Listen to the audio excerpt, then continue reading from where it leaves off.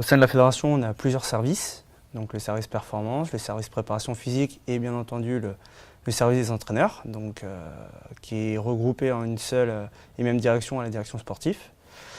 On a remarqué que l'ensemble de ces différents secteurs avaient chacun leurs propres données, donc chacun faisait leur propre tableau.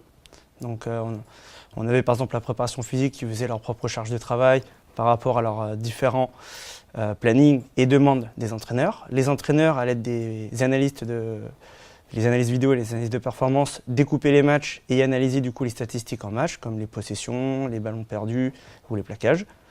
Et on avait du coup décidé d'harmoniser tout ça pour pouvoir faire un suivi complet de ce qu'on appelle le PES, donc le plan d'excellence sportif.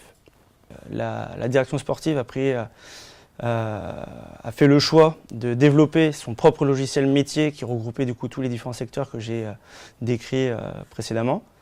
Et ainsi, au niveau est né après un an et demi de travail. Donc, ce qui nous a permis de pouvoir aujourd'hui rassembler toutes nos équipes de France et l'ensemble du PES et du coup d'avoir aujourd'hui 600 joueurs sur le logiciel haut niveau. Donc là, on est sur le profil performance d'un joueur lié à un match. Donc ici, on a une rencontre internationale d'une équipe de France jeune sur un joueur donné. On est capable, sur le profil de performance, d'analyser plusieurs aspects du match. Donc d'un point de vue déjà expertise du jeu qui est vraiment lié au ressenti de l'entraîneur, qui va pouvoir le noter sur une échelle de points par rapport au poste.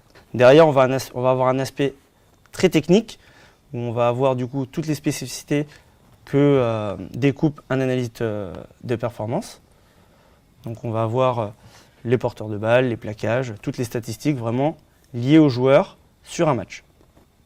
Enfin, un côté on va dire un peu plus préparation physique, on va avoir un aspect physique du joueur sur un match, donc la distance qu'il a parcourue durant le match, sa vitesse moyenne, s'il a fait des accélérations et les distances au-dessus à un certain seuil de vitesse comme 85% de la Vmax. Donc là on est sur le profil entraînement d'un joueur qui nous permet de suivre l'état de forme d'un joueur ou sa charge de travail, donc son niveau de fatigue.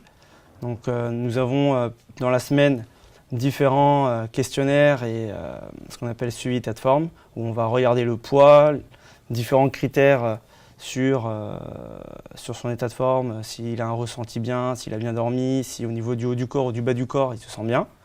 Et ensuite derrière on va regarder sa charge de travail d'un point de vue un peu plus spécifique par rapport au nombre d'entraînements rugby, au nombre de préparations musculaires donc en salle de musculation.